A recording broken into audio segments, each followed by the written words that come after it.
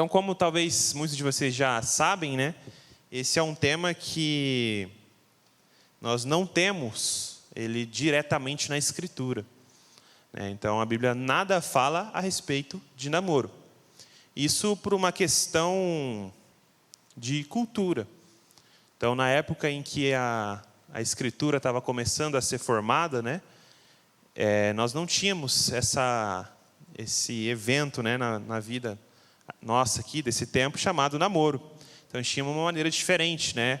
Em grande parte, eram os chamados casamentos arranjados, onde os pais decidiam com quem seus filhos iriam se casar.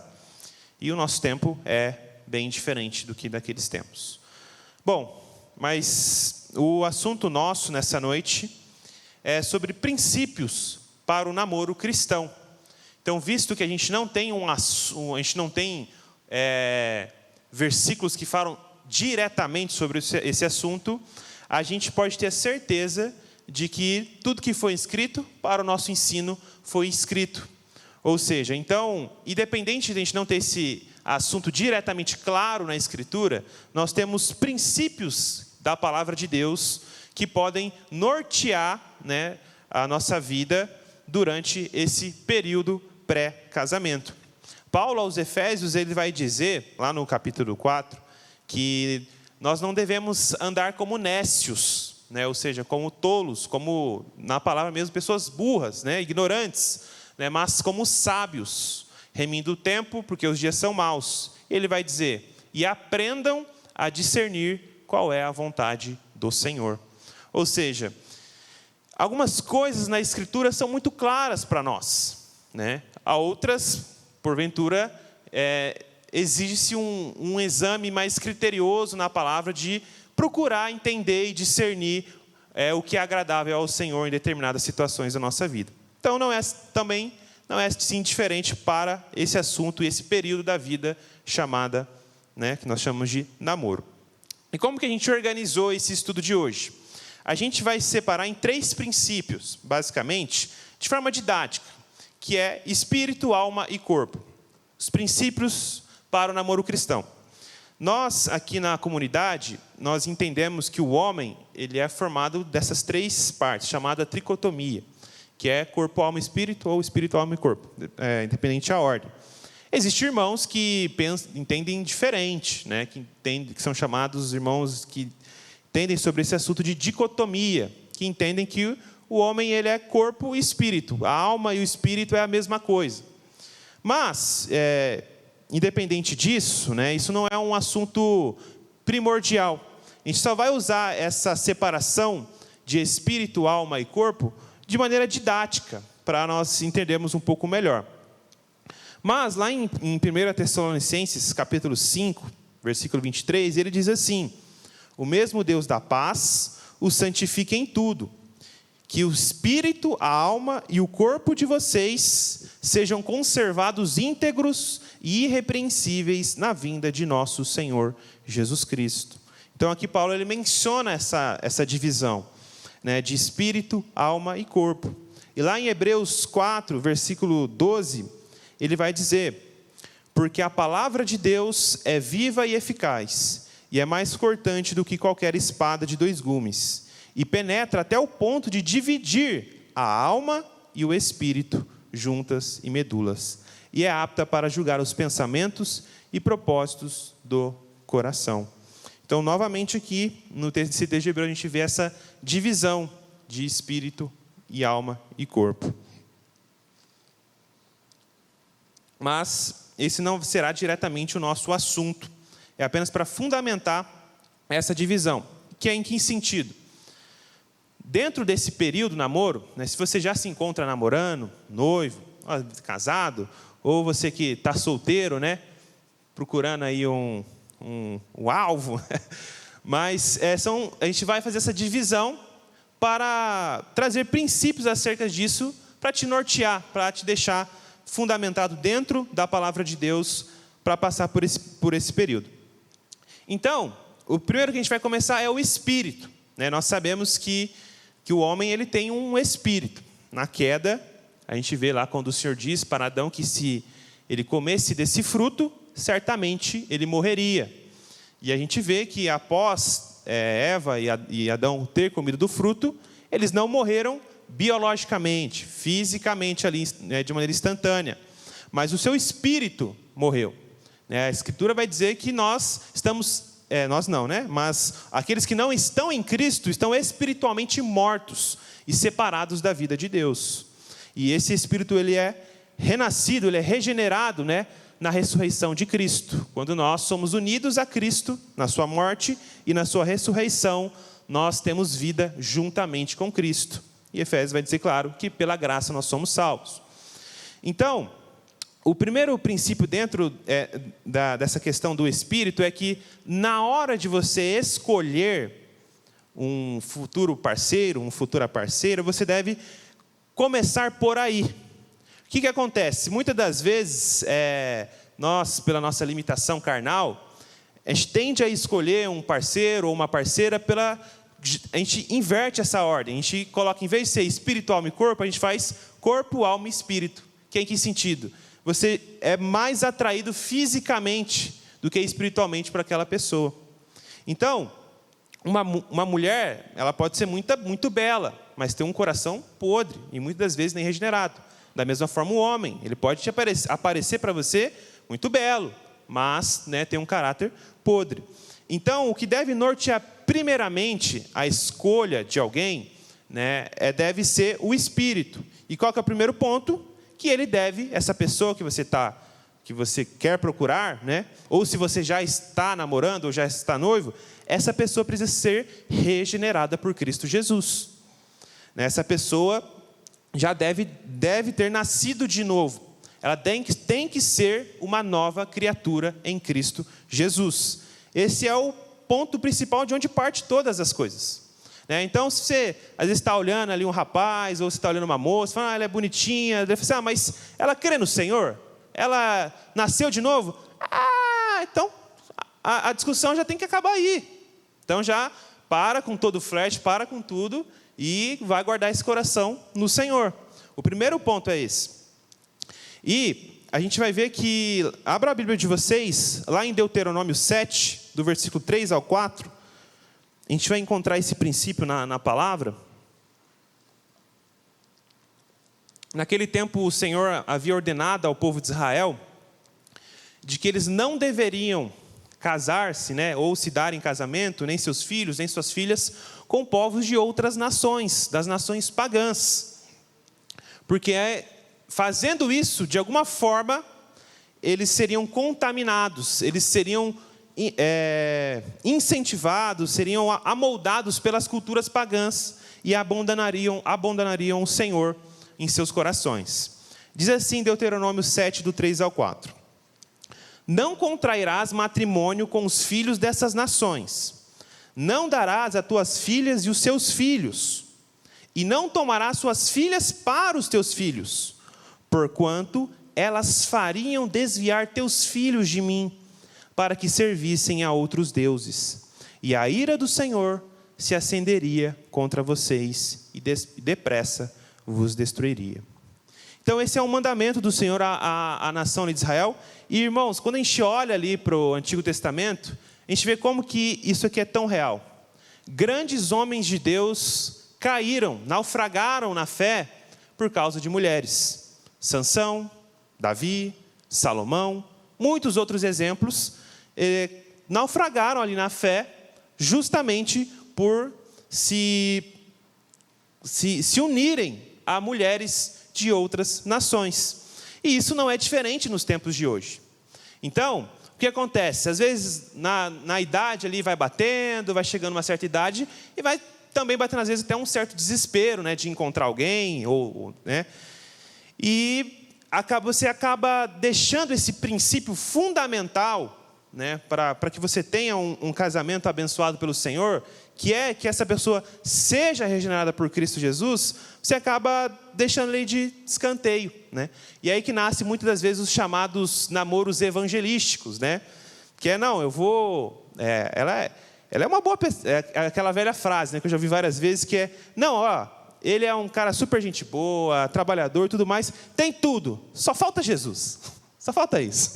Ele tem tudo, só falta Jesus, né? Irmãos, se não tem Jesus, ele não tem nada. Se ela não tem Cristo, ela não tem nada. Não tem, não existe isso. Cristo é tudo para nós, e Ele é tudo em todos. Então, se esse rapaz, se essa moça não tem a Cristo, ele não tem nada. E você não deve, se você está em Cristo Jesus, não deve procurar querer fazer a obra do Espírito Santo, né? E quem vai salvar, quem vai regenerar é o Senhor. Cabe a sua responsabilidade, como um cristão, pregar o Evangelho, né? Mas você não vai começar um relacionamento com essa visão. Você vai pregar, e se esse rapaz, se essa moça for do Senhor, o Senhor vai dar o devido crescimento dessa semente, né? Então, meus irmãos, não existe esse negócio de namoro evangelístico, né? Alguns talvez possam dizer, mas eu conheço fulano que começou assim e deu certo. Irmãos, isso é uma exceção. Acontece. Da mesma maneira como o Senhor abriu o mar no deserto, aconteceu. Agora quer dizer que se você chegar lá no Igapó e bater uma vara ali, o Igapó vai abrir? Não vai. Por quê? Porque o Senhor, né, na sua soberania, tinha um propósito para Moisés com aquilo, e com você não vai ser assim. Da mesma forma. Eu conheço uma pessoa que aconteceu. Amém. Graças a Deus. Mas isso é a exceção da exceção, e não uma regra, né? E eu conheço, já aconteceu assim com pessoas próximas de mim isso, né? Essa questão do julgo desigual, né? De você querer se relacionar com uma pessoa que não tem a mesma fé que você. Cara, eu lembro, tinha um amigo meu no trabalho, que o Senhor concedeu a graça de eu pregar o Evangelho para ele, né? Ele era super católico, super católico. E, cara, graças a Deus o Senhor começou a abrir ali o entendimento dele, ele começou a ficar bem interessado, né? E a gente tinha, na época, uns estudos às sextas-feiras de Romanos, com algumas pessoas. E eu comecei a levar ele. E ele começou a ser profundamente impactado, assim, né? Tipo, uma fome, uma sede da palavra, né? Ele começou a falar, cara, cheguei em casa depois daquele estudo, meus amigos estavam fumando narguile, me ofereceram, eu me senti que ali não era mais meu lugar, eu quero aprender mais do Senhor e tal, toda aquela empolgação, e tipo assim, eu também fiquei super empolgado, nossa, que bênção, né? O Senhor está trabalhando, está trabalhando firmemente ali, né? E aconteceu, ficou um tempo ali, ele nessa sede, fome da palavra, aprendendo mais e mais, se abdicando de muitos pecados ali que ele praticava, realmente demonstrando frutos. Aí o que aconteceu, né? Um belo dia, esse rapaz não parou de frequentar as reuniões, né? E aí eu fiquei preocupado, fui lá, mandei mensagem, né? O cara não respondia as mensagens, cadê você? Tá tudo bem e tal. E isso, né? Aí eu falei assim, caramba, né? O que aconteceu, né? Aí, trabalhava comigo, falei assim, vou ver se eu consigo encontrar ele lá no trabalho e conversar, né? Às vezes aconteceu alguma coisa, né? Novo na fé, normal. E aí, quando eu encontrei com ele, né? Aí ele falou assim, Diegão, então, eu acho que eu já não penso mais dessa forma, sabe? Eu sou católico, cara. Eu sou católico. Minha família é católica. Eu não sei porquê, eu não consigo, é isso e tal. E, tipo assim, é igual quando Paulo fala aos Gálatas, né? Ó insensatos Gálatas, né? Quem vos enfeitiçou? Vocês estavam correndo bem e agora retrocederam. Foi esse mesmo sentimento. Ele estava correndo super bem, do nada parecia que ele foi enfeitiçado. Aquele cara que queria o Senhor, estava negando tudo, de repente ele voltou exatamente como era, né? Aí o que é, né? Aí depois a gente vai descobrir, né? A namoradinha católica dele voltou com ele, né? Então o que aconteceu? Ele negou a fé, né? Então por quê? Ele falou, ela colocou isso como um princípio. Não, eu sou católica, se quiser voltar comigo, é o catolicismo, né? E ele, então tá bom. Por quê? Porque ama mais a ela do que amou o Senhor, né? E por que eu estou dando esse exemplo? Porque é o que o de Deuteronômio fala, né? Que se eles dessem as suas filhas, seus filhos em casamento, elas fariam com que vocês servissem a outros deuses.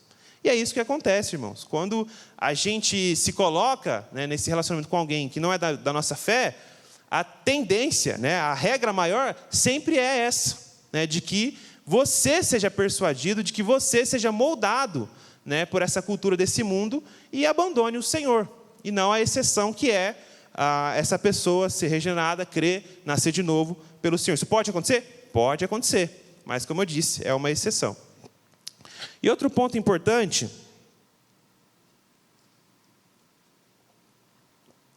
é que não é também namorar alguém da igreja. Aí você pode estar pensando assim, como assim não é para namorar alguém da igreja, né? Porque nós sabemos, irmãos, que a igreja não salva ninguém. Quem salva é Cristo. Então você não deve namorar alguém que é da igreja, entre aspas. É namorar alguém que esteja em Cristo. E quem estiver em Cristo vai estar na igreja. Mas por que eu estou falando isso? Porque às vezes nós também podemos cair no engano. Tipo assim, não, eu estou conhecendo fulano, mas ele é da igreja. Ele serve ali no Ministério da Música, serve na recepção. Ele é lá da Presbiteriana, ele é da Nova Aliança, ele é da Assembleia de Deus. Seja lá o que for. Estar na igreja não significa estar em Cristo Jesus. Né? Então, meus irmãos, isso na hora da escolha, precisa fazer esse exame se essa pessoa verdadeiramente é regenerada por Cristo. Se ela tem frutos de arrependimento. Se ela tem frutos de que ela é uma nova criatura. Então, porque pessoas ímpios, eles, por um tempo, eles ficam na igreja. Eles ficam na igreja. Não por muito tempo, mas eles ficam.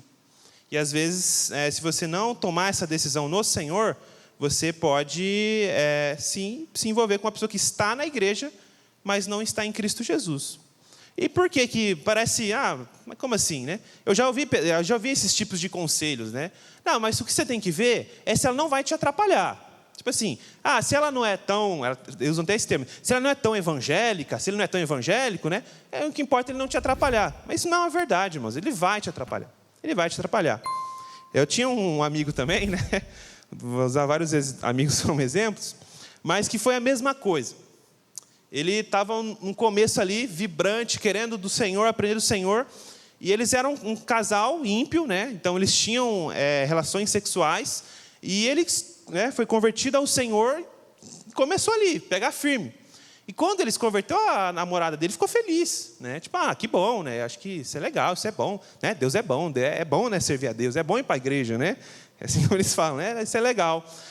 E eles começaram aí e tal, né? Eles pararam de terem relações sexuais e tudo mais, mas ela não teve uma experiência genuína de novo nascimento. E o que acontece, né? Então não tem como você levar essa falsa identidade por muito tempo. Então chegou um dia que a menina estava, né, daquele jeito, né? E ela pegou o cabra e falou, não, você vai ter relação hoje, né? E ele falou assim, não, a gente deixou isso bem estabelecido, eu não quero isso mais para a minha vida e tudo mais. Não, você vai que não sei o quê, virou o quê? Você virou pastor agora? Né? Ela falou desse jeito, virou pastor? Né? A igreja é bom servir a Deus, né? Mas aí você também está levando muito a sério, né? Também não, né? Você vai virar pastor, vai virar padre, né? Então, por quê? Esse tipo de fala demonstra o coração. Né? Então, por quê? Porque essas pessoas elas ainda estão mortas em seus pecados e delitos. Né? E essa vida em Cristo Jesus lhes parece loucura. Então, não é só sobre estar na igreja, mas verdadeiramente estar em Cristo Jesus. Então, se você está, né, nesse momento de procurar alguém, esse aqui é o critério indispensável e inegociável e o primeiro critério, acima da beleza, acima de qualquer outra coisa, é ser uma nova criatura em Cristo Jesus. E se você já está namorando, né, e às vezes pode se encontrar nessa situação, você precisa rever esse namoro, porque muito possivelmente esse namoro, se for de julgo desigual, né, ou até mesmo noivado, ele vai te levar para longe do Senhor, assim como a palavra fala. Então, meus irmãos, ainda dentro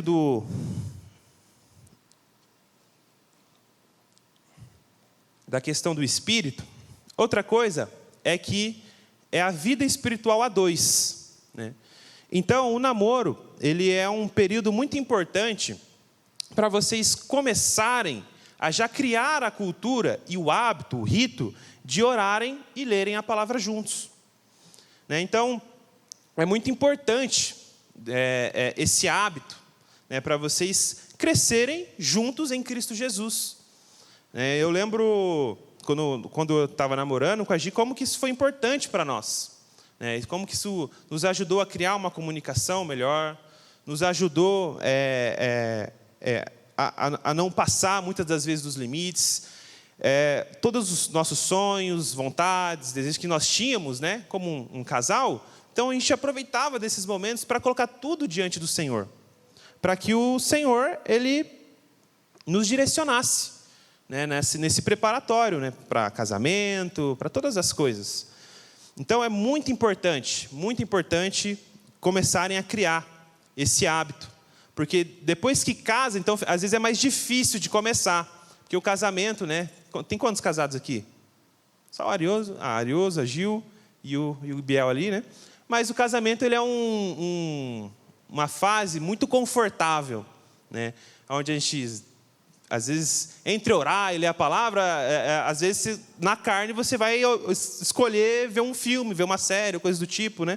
Então, se você criar já esse hábito no namoro, então você já entra no casamento com essa cultura de orar e ler a palavra junto. E isso é muito edificante, mas muito edificante mesmo. Quando a gente vai negligenciando essa vida com o Senhor, a gente vê os frutos. Então, né, às vezes a Giovana vem falar comigo, eu já fico mais bravo, fico mais irado, né? Trato às vezes com mais rispidez.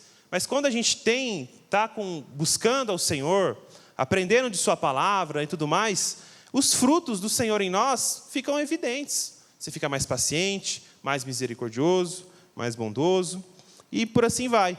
Então é muito importante, né? Então é interessante os que já estão namorando ou noivando, já criarem esse hábito. Escolher um livro, pega um livro da Bíblia ali, para começarem a lerem juntos, ou um livro que fale algum determinado tipo de assunto, mas é muito interessante. Lá no Salmo 119, versículos do 102 ao 105, vai dizer assim: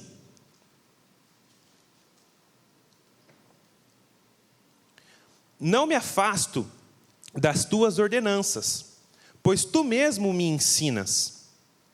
Como são doces para o paladar as tuas palavras, mais do que o mel, como para a minha boca. Ganho entendimento por meio dos teus preceitos, por isso odeio todo o caminho da falsidade. A tua palavra é lâmpada que ilumina os meus passos e luz que clareia o meu caminho. Então, meus irmãos, a própria palavra fala, nem só de pão viverá o homem, mas de toda a palavra que procede da boca de Deus. Então, esse é um momento muito importante, onde vocês juntos vão serem alimentados pela palavra, fortalecidos no Espírito, justamente para fugir das paixões da mocidade. Né? Porque essa fase do namoro é uma fase onde tem muito fogo, né?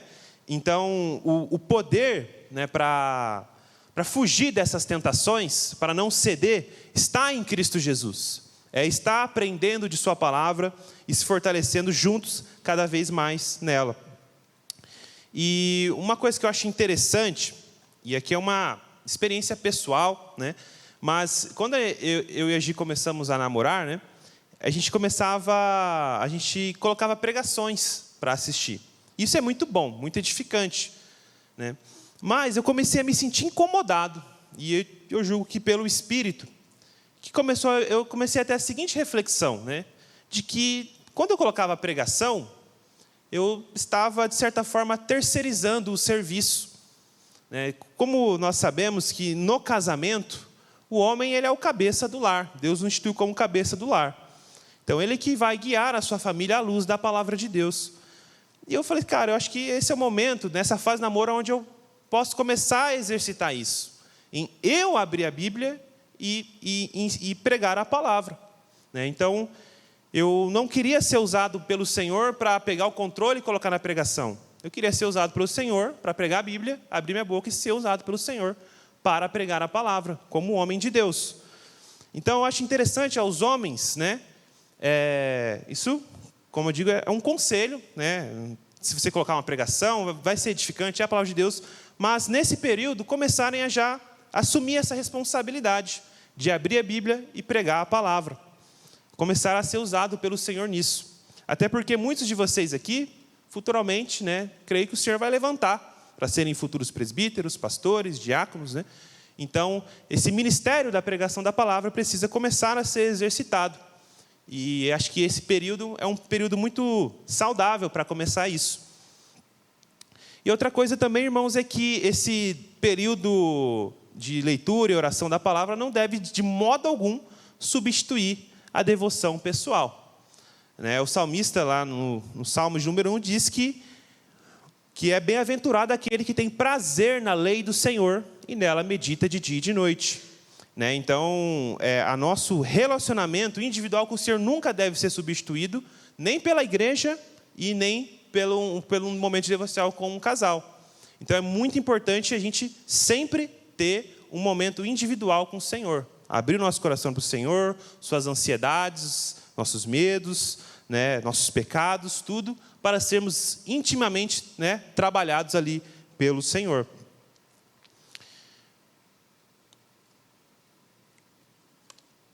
E ainda na vida espiritual, irmãos, outra coisa que é muito importante ser considerado é a vida em comunidade. Então, acontece muitas das vezes do casal começar a namorar e sumir. Às vezes, nunca aparece uma vez ou outra no domingo ou coisa do tipo, que é chamado de o namoro ilha, esse namoro isolado e tudo mais. E isso é algo que prejudica muito a fé, porque o plano do Senhor é a igreja de Cristo.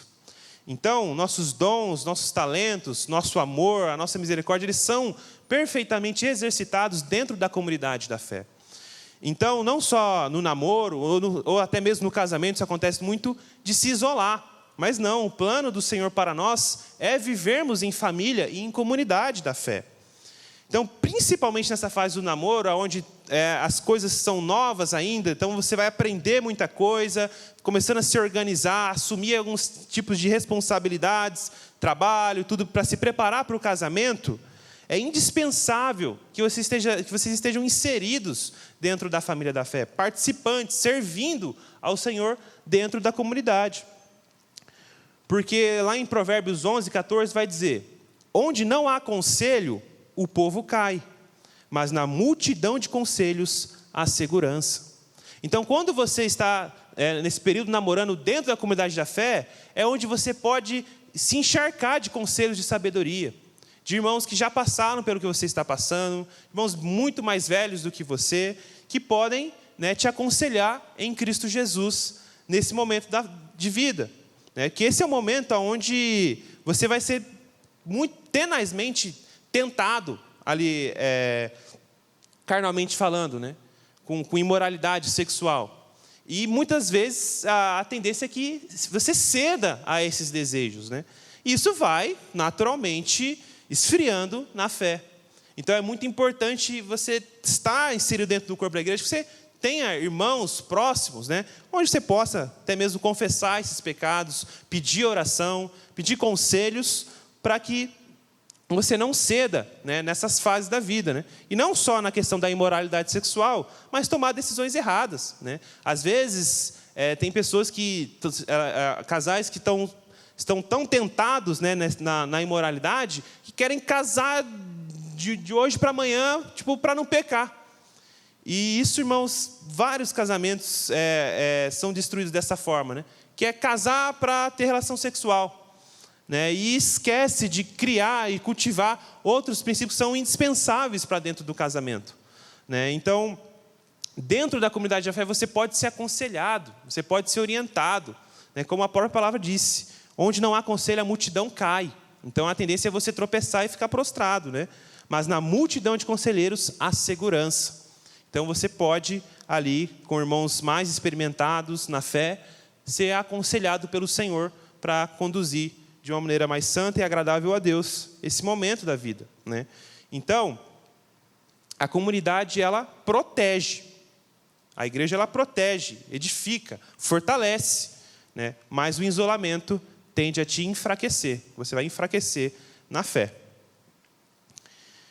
E outra coisa importante também é vocês, dentro desse assunto de orarem e lerem a palavra juntos, estarem alinhados. Lá em Amós 3:3 vai dizer: porventura, andarão dois juntos se não estiverem de acordo? Então, ali vocês vão ser lendo a palavra, orando juntos, vocês vão entender assuntos elementares da fé. Como, por exemplo, à medida que vocês vão crescendo na graça e no conhecimento de Jesus, a tendência é que às vezes outros casais procurem vocês, né, para pedir conselhos, perguntar como é que foi e tudo mais. E se vocês não tiverem o mesmo parecer e a mesma forma de pensar, então isso traz uma certa desunião. É a mesma coisa que, sei lá, talvez você já esteja mais edificado, fortalecido numa fé mais reformada, e, sei lá, você começa a namorar uma moça que ela é arminiana, né? Então, vocês vão ter dificuldades ali na hora do ensino. Até mesmo se vocês casarem, nos filhos, né? Como que vai ser ensinado, que doutrina que vai ser ensinada aos filhos. Isso aqui não é um elemento indispensável ou algo do tipo. Mas eu estou dizendo isso porque é importante criar a cultura de ler a palavra juntos, orarem juntos, que essas questões, esses assuntos, vocês vão tirando suas dúvidas, vocês vão tendo o mesmo parecer. Então, o meu próprio exemplo, isso aconteceu comigo. Né? Então, assim, quando eu comecei a namorar a Gi, por exemplo, ela não era reformada, calvinista ou coisa do tipo. Ela era de uma igreja pentecostal. Né? Então, ela tinha muitas dúvidas e assuntos. Né? Mas o que eu via nela? Um coração regenerado, um coração submisso, um coração que amava o Senhor. Né? Então, com a graça de Deus, eu pude ali estar explicando, né, assuntos da fé, da salvação, do reino de Deus, e o Senhor foi abrindo o entendimento dela. Né? E a gente tem a mesma forma de pensar, a mesma forma de crer. Então, é muito legal esse momento de oração e da leitura da palavra juntos justamente para isso. Né? E tem um livro que eu recomendo, que é do John Piper, que se chama Casamento para a Glória de Deus. Ele é muito bom, porque ele vai ter uma sessão de perguntas, né, que justamente sobre isso, que são perguntas para vocês fazerem um ao outro, já visando o casamento, né, para alinharem algumas coisas antes de entrar no casamento. E perguntas do cotidiano, tipo, quantos filhos queremos ter? Posso pegar carona com sexo oposto, sozinho? Coisas assim, perguntas práticas, cotidianas, do dia a dia, que vocês vão conversar ali sobre esses assuntos. Né? Vamos frequentar reuniões no meio da semana, só sábado, domingo, coisas assim, é bem legal, né? Que daí vocês vão conversando sobre esses assuntos, depois eu posso disponibilizar para vocês. E, meus irmãos, né, nesse campo ali do Espírito, o principal, o propósito final, sempre é a glória de Deus. Então, a gente não pode esquecer isso. Lá em 1 Coríntios 10, 31, vai dizer, portanto, quer vocês comam, quer bebam, quer façam qualquer outra coisa, façam tudo para a glória de Deus. Então, essa fase do namoro, como qualquer outra fase da nossa vida, visa um único objetivo, glorificar a Deus. Né? Então, o namoro deve ser para a glória de Deus. Entrando no campo da alma, a nossa alma, irmãos, nada mais é do que quem nós somos. É o Diego, é o Alcides, é o Arioso, né? As nossas afeições, sonhos, tristezas, gostos, paladares, traumas, inclinações e sensibilidades. É o nosso ser humano, é quem nós somos. Né? Então, nessa fase de namoro é muito importante nutrirmos essa relação com uma boa comunicação e amizade. Né? Então, vocês verdadeiramente serem amigos. Então, conversar. Né? Vocês conversarem sobre o que entristece, o que alegra. Né? Descobrir o que cada um gosta. Às vezes, ser surpreendido por uma coisa no trabalho, sei lá. Essas afeições humanas, né? O que a gente gosta, o que a gente não gosta, né? Lugares, música, rotina, compartilhar os sonhos, conversar sobre o passado, criação. É isso, fortalecer a amizade. Você conhecer a alma, quem realmente essa pessoa é, o seu caráter, né? Então, o namoro ele é uma fase muito importante para isso, né? Onde a gente vai... E, claro, no namoro é isso que está. A diferença é que no namoro isso ainda é muito velado, né? Isso não tende a aparecer muito. Essas coisas geralmente acontecem mais no casamento, né, Alcides? Fica mais claro, né, quem que a pessoa é. Porque no namoro a gente ainda tem uma questão de estar se vendendo, né? A gente está se vendendo ali, a gente está vendendo o que muitas vezes a gente não é verdadeiramente. né? Então, no namoro a gente vai estar mais cheirosinho, mais arrumadinho, a gente é mais atencioso e tudo mais, né? O que acaba que no casamento isso vai se perdendo um pouco. Então, no namoro isso é um pouco velado, mas é importante vocês terem tempos juntos na semana ali para se conhecerem quem vocês realmente são, né? A fase do namoro é crucial para conhecer a alma do outro, para não ter surpresas no casamento. É amar o caráter e não apenas a companhia, né? Então, essa é a importância, né, de se conhecer a alma da pessoa, do que vocês rirem juntos, terem momentos de alegria juntos, isso é muito legal, né? Mas é claro que isso é só uma sombra, né? A realidade mesmo de tudo isso vai se encontrar dentro do casamento. E o outro ponto, né, do nosso estudo é o corpo. Como falamos. Então, espírito, alma e corpo. Então, meus irmãos, Deus criou o corpo e a atração física e a sexualidade. E tudo isso é santo. Mas Ele determinou o propósito e limites para que sejam uma bênção. A plena satisfação do corpo do parceiro foi reservada exclusivamente ao matrimônio. Então, a plena satisfação do corpo do seu parceiro, ele só se dará no casamento. Então, namoro não é o momento para isso, para você ficar tirando petisco, né, do seu parceiro ou da sua parceira, porque isso vai levar ao pecado, vai levar a uma relação sexual indevida, né? Então, muitos hoje ensinam de que não tem problema, né, você ter relações sexuais antes do casamento, mas isso é algo claramente vedado por Deus na palavra, né, de que o Senhor separou a relação sexual para ser desfrutada plenamente com a bênção, com a alegria e o prazer do Senhor no casamento. Então, o namoro não é para isso, né? E às vezes eu já ouvi alguns comentários de pessoas no trabalho, né? A gente teve uma vez, o pessoal falou sobre isso, né? Eu não acho certo esse negócio de ter relação sexual só no casamento, né? Você tem que ter antes, eles chamam de test drive, né? Você tem que saber como é que como que é isso, para quando você entrar no casamento você não ser surpreso, ou coisa do tipo, né? Bom, isso é completamente diabólico, né? O corpo, né, ele não existe essa questão de test drive, eu vou provar para ver como que é, não. Isso foi reservado pelo Senhor, né? E tudo que nós fazemos no temor do Senhor tem a bênção do Senhor. E assim como, porque a desculpa é, não, você tem que saber como que é, né? Não, né, você vai saber como que é quando for para saber quando que é.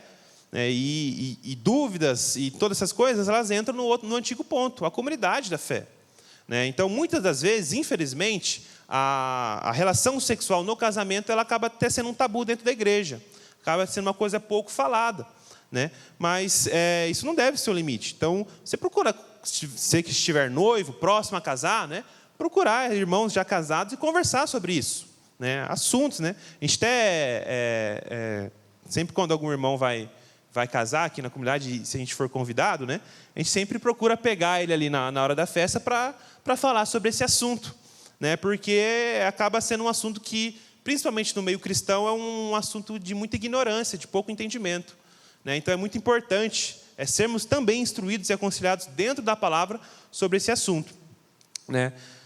Então, nesse período do namoro, a gente faz uma divisão que são as afeições fraternais e afeições conjugais. Em que sentido? No namoro, a gente tem essas possibilidades de afeições fraternais. Lá em 1 Timóteo 5:2 vai dizer: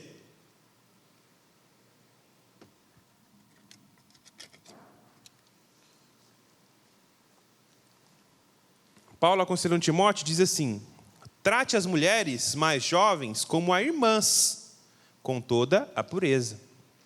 Então é interessante que aqui, né, nessa sessão de Paulo a Timóteo, ele estava dando vários conselhos. Timóteo era um jovem pastor solteiro. E ele falando, as mulheres mais velhas, trate elas como se fosse a sua mãe. Aos homens idosos, repreenda eles como se fosse ao seu pai. Né? E aí é interessante, quando chega nas moças, né, ele como um rapaz solteiro, e trate as mulheres mais jovens, as mocinhas, como a irmãs. Só que aí Paulo ele faz questão de fazer meu Deus, esqueci a palavra, uma ressalva, né? Com toda a pureza, né? Porque poderia haver, ele por ser um pastor jovem, né? Ele poderia, naturalmente como um homem pecador, ter segundas intenções no trato com as mulheres, né? Então ele faz essa questão de fazer essa ressalva para Timóteo, para que ao lidar com as moças na comunidade da fé, ele examine bem a maneira como ele trata elas, para que seja de maneira pura. Então, nessa fase de namoro, esse é um princípio válido, né? Você entender que vocês ainda não são casados, vocês ainda não são uma só carne. Vocês são e serão também ainda no casamento, mas irmãos e irmãs em Cristo Jesus. Esse vínculo de irmandade na fé é o principal vínculo que nós temos. Porque todos os outros vínculos eles vão acabar. Todos os outros vínculos vão acabar. Então, no novo céus e nova terra, não vai ter mais pai e mãe, não vai ter mais namorado, namorada, e nem marido e mulher. Esses vínculos vão se encerrar na Nova Jerusalém. Mas o vínculo principal, que é da irmandade, de irmão, ele vai permanecer para sempre. Então, da mesma forma como nós estamos eternamente unidos a Cristo Jesus, nós estamos eternamente unidos uns aos outros. Então, esse vínculo de irmão e irmã em Cristo Jesus, ele permanece sempre. Então, o seu trato com a sua namorada, com o seu namorado, deve ser de maneira pura, santa, agradável ao Senhor, e não com segundas intenções, e não com malícia por trás. Então, esses são os tipos de afeições, que o Senhor permite dentro do namoro. Afeições puras, carinhosas, sem segundas intenções por trás. E abram a Bíblia de vocês, lá em 1 Tessalonicenses, capítulo 4, do verso 4 ao 8.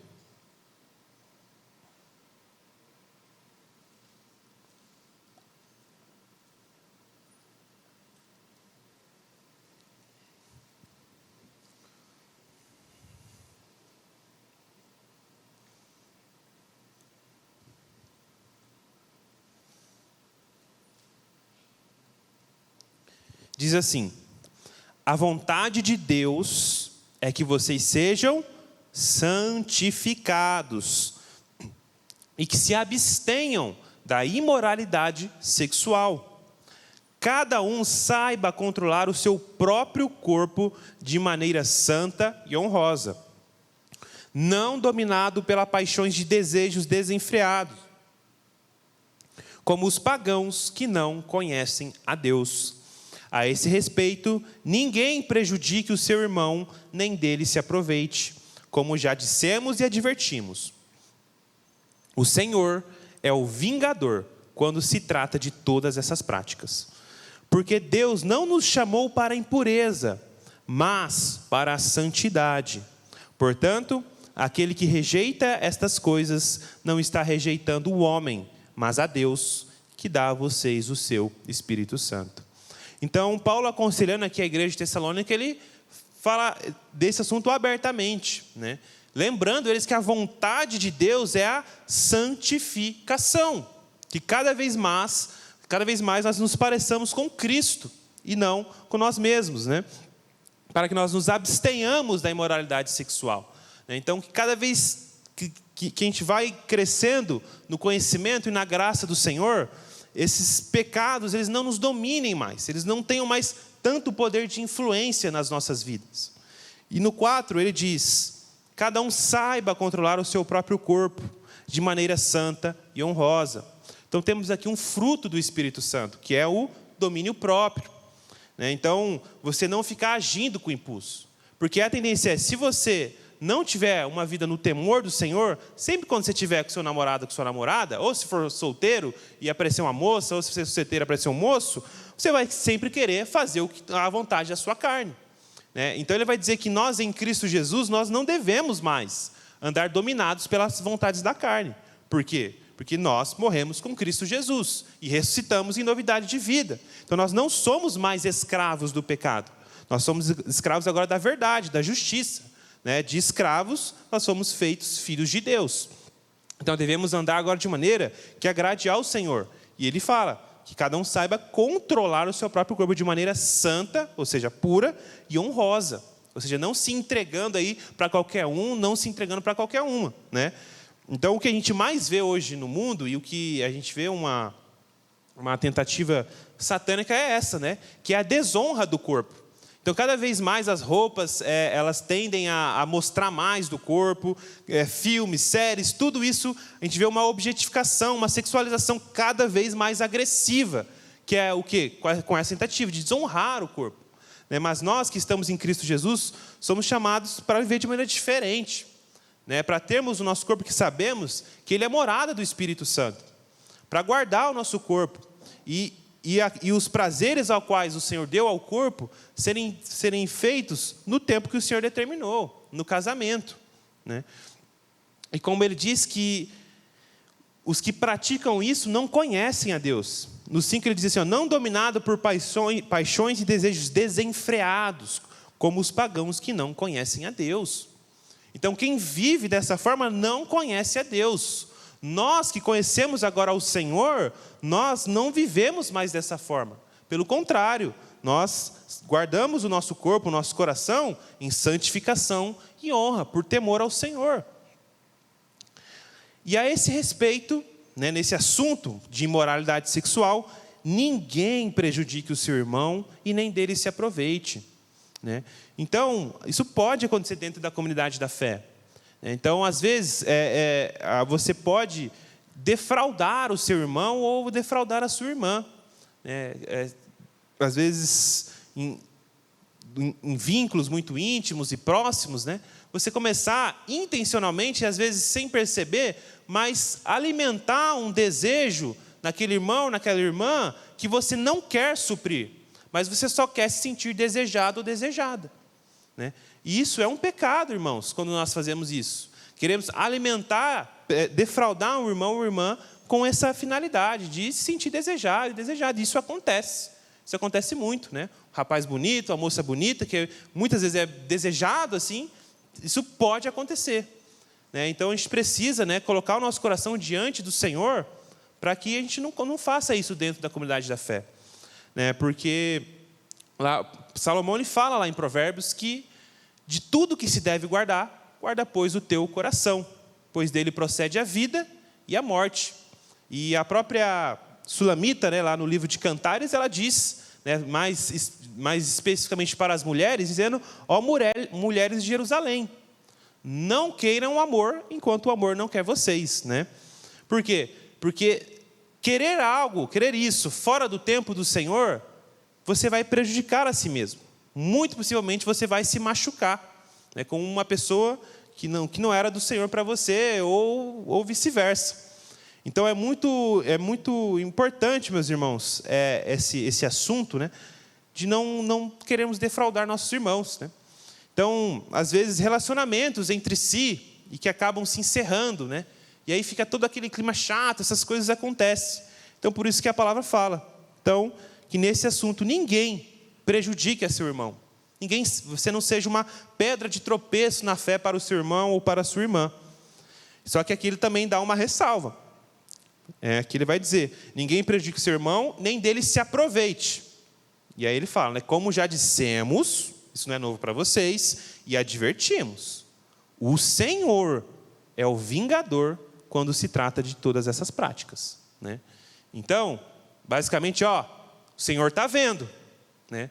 O Senhor está vendo as inclinações dos corações, a sua intenção com essa moça e a sua intenção com esse rapaz. Se ela é maliciosa, os olhos do Senhor estão vendo, e o Senhor é vingador, o Senhor disciplina, o Senhor julga, porque Ele é um Deus compassivo e misericordioso, né? Então, é muito importante e a gente deve observar isso com temor no coração, para que de modo algum a gente prejudique nossos irmãos e as nossas irmãs na comunidade dessa maneira. E principalmente, porque nós sabemos que Deus, né, Ele é o vingador, né? E o próprio livro de Provérbios vai dizer, né, ai daquele que cai nas mãos do Deus vivo. Então esse é um assunto que nós devemos sempre tratar com muito temor ao Senhor. Mas não só por medo, porque Deus vai julgar. Sim, Ele vai, né? mas a afeição do nosso novo coração em Cristo Jesus, ele é por amor a Cristo. Nós o amamos porque Ele nos amou primeiro.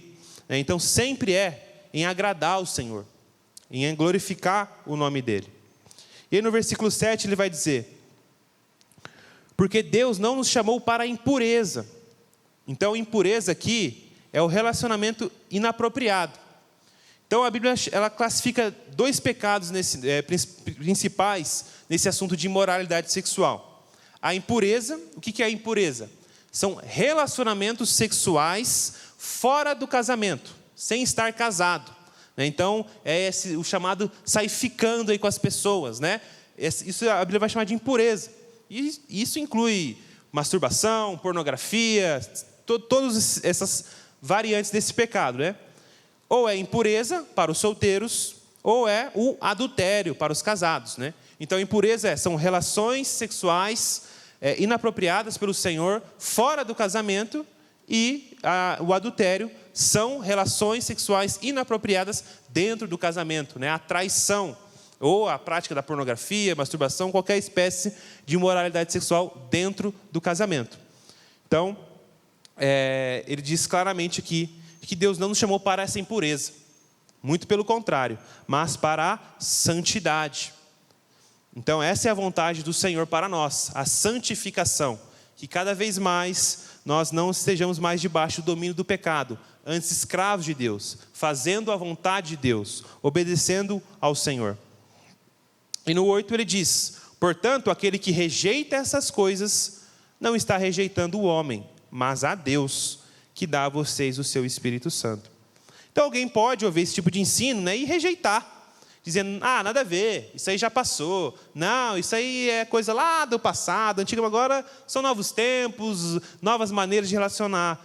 Saiba disso, se você rejeita esse ensino e esse estilo de vida, você não está rejeitando o Diego, você não está rejeitando o Alcides, o Arioso ou qualquer outra pessoa, você está rejeitando a Deus. Por quê? Porque Ele nos dá o seu Espírito Santo. Ou seja, o poder para praticar isso, para se viver em santidade ao Senhor, Deus dá por intermédio do Espírito Santo. Então Ele não está dando só um mandamento, e falando assim, se vira aí, não. Ele os resgatou das trevas e os trouxe para a luz. E dá para vocês agora o poder para viver em novidade de vida. Então quando você rejeita isso, você não está rejeitando o pregador ou rejeitando uma tradição. Você está rejeitando o próprio Deus. E lá em 1 Coríntios 6, do 13 ao 20... quiserem a Bíblia de vocês,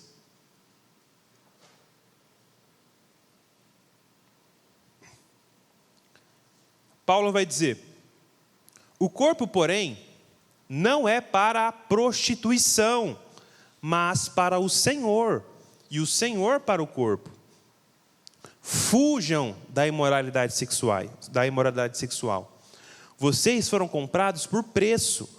Portanto, glorifiquem a Deus no corpo de vocês. Então, meus irmãos, aqui novamente ele coloca essa teologia do corpo como importantíssima. O corpo não é para prostituição. O corpo não é para eu ficar com para a moça ficar com vários rapazes e um rapaz ficar com várias moças. Não, o corpo é para o Senhor. Então, fomos comprados não por prata nem por ouro, mas pelo precioso sangue de Cristo. Então, o nosso corpo, ele vai ser ressuscitado no último dia com o Senhor, para o Senhor. Então, ele conclui dizendo: fujam da imoralidade sexual. Porque a prática da imoralidade sexual traz muitos danos ao corpo e ao coração. A gente tem um bom exemplo disso, da fuga da imoralidade sexual de José do Egito. E é interessante que, quando a Escritura vai tratar alguns tipos de pecado, seja mentira, feitiçaria, sei lá, vários tipos de pecados, o da imoralidade sexual é onde a gente mais vê essa ênfase de fugir. Então, não mintam. Aqui, a imoralidade sexual, ele só fala assim, fuja. Por quê? Em que sentido? Você querer combater ela, ou seja, bater de frente, você vai perder. Porque você está falando de uma inclinação natural e biológica do seu corpo.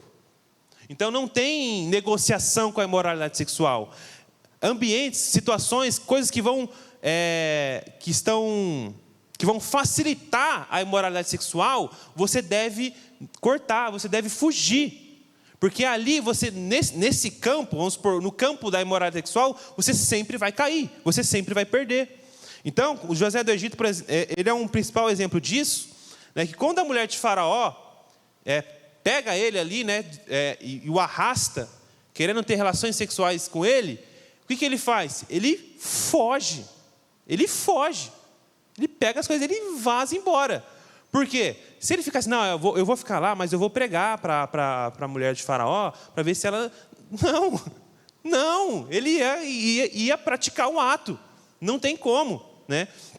Então, é a mesma coisa, às vezes você está, vamos supor, está namorando ali, e às vezes acontece toda vez, você tem um carro ali, vai deixar sua namorada, e aí começa, você vai dar um beijo de despedida ali, começa e a coisa esquenta e passa dos limites. Toda vez isso acontece. O que isso significa? Não dá. Tipo assim, a próxima vez dar um aperto de mão e tchau, e é isso. Por quê? Porque você precisa reconhecer no Senhor as suas limitações. Isso aqui eu não consigo. Quando acontece isso aqui, eu cedo. Então, o que Jesus ensina? Se a tua mão te faz pecar, corta e lança fora. Então, você precisa fazer esse exame na fé e entender de que determinados tipos de situações, locais, momentos, você sempre vai perder. Você não consegue lutar. Então, você precisa fugir da aparência do mal. E vice-versa, né? Mas, claro, sempre entender, meus irmãos, que isso tudo só é possível em Cristo Jesus, né? Porque a gente pode cair num outro engano, que é uma espécie de moralismo ou legalismo, né? Tipo assim, não, beleza, eu não faço isso, eu vou dar a mão para ela e vou contar 3 segundos. Passou de 3 segundos, eu não posso ficar mais com a mão dela. Se tudo isso, se não for em Cristo Jesus, é mero moralismo, mero legalismo que não tem poder para refrear as paixões da carne. Paulo diz isso lá em Colossenses, que essas coisas elas podem ter aparência de sabedoria, mas elas não têm poder para refrear as paixões da carne, né? E aí ele vai dizer, portanto, visto que vocês morreram e ressuscitaram com Cristo Jesus, buscai as coisas que são lá do alto. Ou seja, tudo isso deve vir de um coração que ama ao Senhor. Então, eu não vou ficar sozinho aqui com a minha namorada, não vou ficar sozinho com o meu namorado, porque eu amo o Senhor. E eu sei que isso vai me levar a esse determinado tipo de prática. Porque se você só for cortando, corta, não faz, isso não tem poder. Você só está suprimindo o pecado no seu coração, mas não está mortificando ele. A palavra vai dizer para fazer morrer a vossa natureza terrena. E ele vai dizer imoralidade sexual, mentira, vaidade e todas essas coisas. E só é possível fazer morrer em Cristo Jesus. Então, eu lembro muitas das vezes, ainda nessa fase de namoro, quando acontecia de eu passar do limite, às vezes vinha o sentimento, né, da consciência, até mesmo de Satanás acusando, tipo assim, meu Deus, não pode, nossa, isso é terrível, o seu casamento vai ser amaldiçoado, agora tudo vai dar errado na sua vida, não faz isso, não faz aquilo. E acontece, você começa a ser pressionado, tipo, não posso. E isso só escraviza, só te coloca numa jaula. Quando eu entendi que, na verdade, a gente precisa olhar para o Senhor. Então por exemplo, uma vez um pastor deu um exemplo até nesse sentido. Imagina um corredor, né? E nesse corredor tem vários quadros, né, de coisas que não são agradáveis.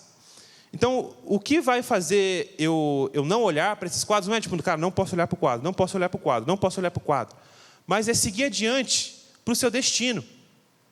Então, é a mesma coisa que, por exemplo, um cachorro, por exemplo. Vou dar um exemplo aqui. Um cachorro, quando ele pega um osso, o que acontece?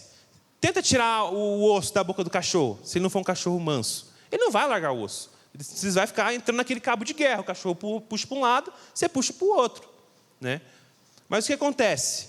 Agora, se você pegar um pedaço de bife e dar para o cachorro, o que ele vai fazer? Ele vai largar o osso e vai pegar o bife. Então, é da mesma forma, assim. Então, nessa fase do namoro, onde a gente é fortemente tentado por imoralidade sexual, o poder para vencer a tentação não está no não posso, não faço, não quero, não posso. Não, está na pessoa de Cristo. Então, na medida que nós vamos conhecendo mais o Senhor, nós vamos amando-o mais e, consequentemente, odiando o que o Senhor odeia.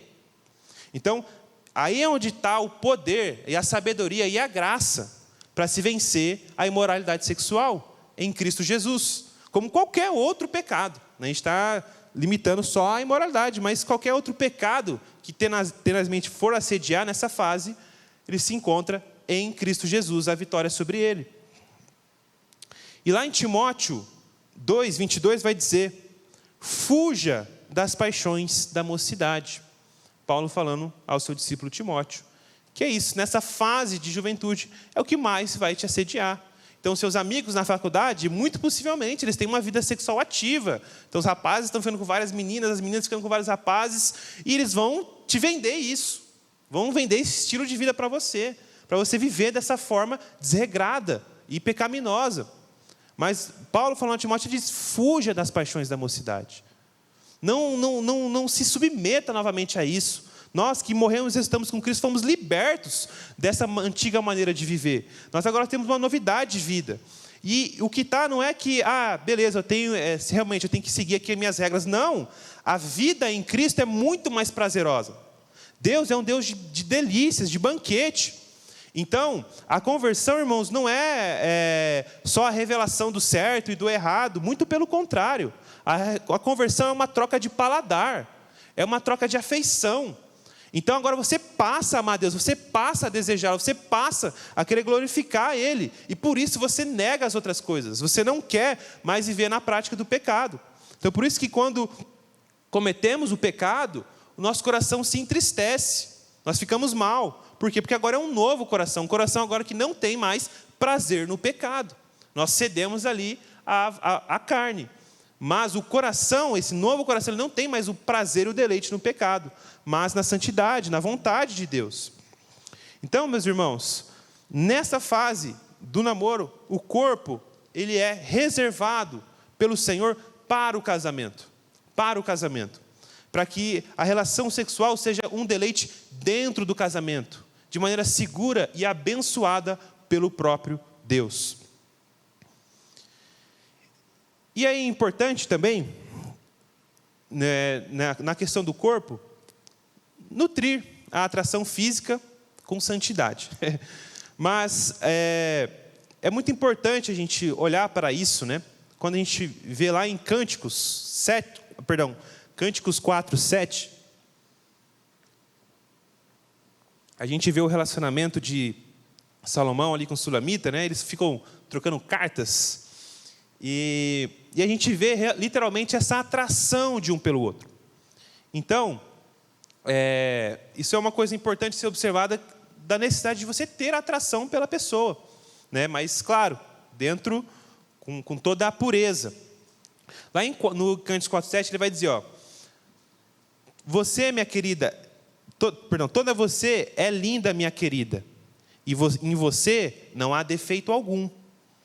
E no 5:15 vai dizer, agora aqui, isso é de Salomão para ela, ele elogiando a beleza dela, agora ela elogiando a beleza dele, né? Acho até engraçado essas linguagens aqui, né? Mas o 5:15 diz assim: as suas pernas são como colunas de mármore, colocadas sobre bases de ouro puro, e o seu aspecto é como um Líbano, excelente como os cedros, né? Uma linguagem diferente. Mas basicamente quando ele diz suas pernas são colunas de mármore, é isso. Ela está elogiando o aspecto físico de Salomão, né? As colunas de mármore, né? Tipo assim, uma perna forte, um homem vigoroso, belo, né? E assim ele fez para ela também. Então você vê aqui a atração de um pelo outro, né? É engraçado essas figuras de linguagem de antigamente, né? Mas eu estou só usando isso aqui como um princípio dessa necessidade de você ter o prazer, né? De você ter o desejo de um pelo outro. E aqui é importante fazer essa ressalva. O desejo, irmãos, não é pecaminoso. O que é pecaminoso é o que você vai fazer com ele. Mas o desejo e a atração foi dado pelo próprio Deus. Então a gente vê, por exemplo, Jacó, quando viu... Nossa, esqueci o nome da... Lia? Raquel. Ele se apaixonou, bateu o olho ali, é ela que eu quero, né? E ele ficou ali 7 anos trabalhando para Labão, depois mais 7 anos. Por quê? Porque ele bateu o olho e se apaixonou, né? Então, que a gente colocou aquela ordem: espírito, alma e corpo. Então, claro, primeiramente, essa pessoa precisa ser regenerada. E segundo, você precisa ter um mínimo de afeição por ela. Então você não fala, tá bom, ela é crente, mas eu não acho ela bonita, não tenho interesse nenhum. Não vai dar certo, irmãos. Então, a atração faz parte da relação. É importante que você tenha atração, que você tenha desejo por essa pessoa. Mas dentro do namoro, esse desejo ele deve ser de maneira pura, né? E no casamento, ele vai poder se consumar de maneira plena. Porque acontece, muitas vezes, né, ali nessa fase de namoro, o cara começa a namorar, a moça começa a namorar e para de se cuidar, né? Então, é importante nutrir isso, né? E eu mesmo, quando eu comecei a olhar para esses versículos, eu fui muito trabalhado pelo Senhor, né? Que acho que quando a gente casa, né, a gente tende a ficar mais relaxado, né, Arioso, né? A barriguinha do homem começa a crescer, em vez da mulher, né? Fica mais soltinho, mais relaxado, não se cuida mais. E é uma tendência, né? Mas, irmãos, manter essa atração é muito importante. Agora, dizendo mais especificamente do casamento, né? O homem precisa continuar atraído por sua mulher e a mulher pelo seu marido, né? Então, além só do mandamento de você não trair, não adulterar, mas isso é importante para preservar o casamento. Cuidar da aparência, né? Então, infelizmente, eu não sou uma autoridade para falar sobre isso, mas foi algo que o Senhor trouxe a mim e eu parei para pensar que é uma coisa muito importante, né? Claro, isso mais dentro do casamento, mas na fase de namoro é importante você considerar isso, você ter o mínimo de atração por esse rapaz e o rapaz pela moça. E a consumação de maneira plena de tudo isso vai se dar no casamento. Porém, uma ressalva é que lembrar, meus irmãos, que a beleza física, embora ela seja importante, como a gente viu aqui em Cânticos, ela é passageira. Ela é passageira. Provérbios 31:30 vai dizer: a beleza é enganosa e a formosura é passageira, mas a mulher que teme ao Senhor será elogiada. Então, às vezes acontece muito, né? Pelo menos nas minhas conversas com alguns rapazes solteiros, acontece muito. O cara tá, tipo assim, esperando a Gisele Bündchen, né? O cara descreve tudo ali para o Senhor, e se não for isso, ele não aceita menos do que isso. Mas é importante lembrar, irmãos, que embora é importante a atração pela pessoa, a beleza ela é passageira, né? Então, esse corpo belo e esbelto que a pessoa pode ter, né, uma hora ele vai acabar, né? Vai enrugar, vai murchar, vai ficar tudo, tem o seu fim, né? Então, aquele rapaz ali com cabelo bonito, belo, né? O Alcides tinha um cabelão, né? Estou brincando, né? Mas o cabelo vai cair, né? A pele vai enrugar. Então, a beleza ela é passageira. Esse corpo ele está limitado nesse presente mundo. Então, ele tende a se degradar cada vez mais e mais. Então, por isso que você não deve considerar a beleza como o principal, né? Ela não é o principal, ela é um plus, né? Ela é um plus ali, que se o Senhor der, amém, né? Mas ela não é a principal coisa. O importante é que essa pessoa seja regenerada por Cristo Jesus, né? Seja uma boa companhia, uma boa amizade. Porque essas coisas elas que vão verdadeiramente permanecer dentro do casamento, e não somente a beleza, né? E como ele coloca aqui que a beleza ela é enganosa. Então, às vezes, como a gente já falou, às vezes você pode estar olhando para um rapaz, e o rapaz olhando para uma moça, bonito, legalzinho ali, mas a beleza ela engana, ela suprime, ela pode cegar para você não observar o que realmente importa, que são os frutos, que é uma pessoa verdadeiramente regenerada por Cristo. E a formosura ela é passageira, mas a mulher que teme ao Senhor será elogiada. Então, aqui ele faz um nicho para a verdadeira beleza do ser humano, no caso especificando aqui da mulher, mas tanto do homem quanto da mulher, que é um espírito, né, que é um coração que realmente ama o Senhor, que teme ao Senhor. Então, isso é o que verdadeiramente importa, meus irmãos. E para encerrar, a gente volta no texto de 1 Coríntios,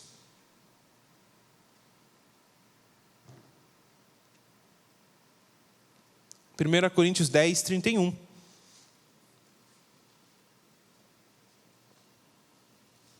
Que é: portanto, quer vocês comam, quer bebam, quer façam qualquer outra coisa, façam tudo para a glória de Deus.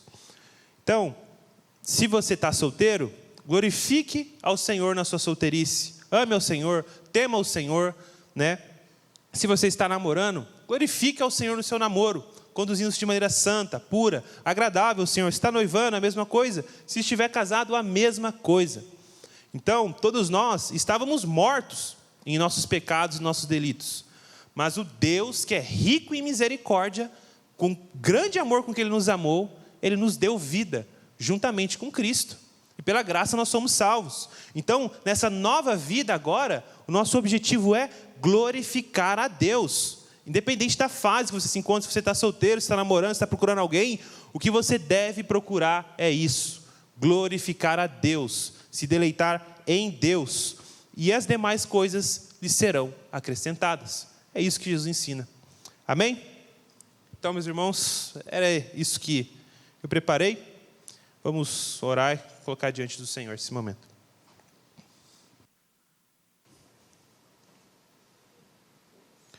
Pai, graças te damos, Deus, porque o Senhor prometeu que estaria conosco todos os dias das nossas vidas.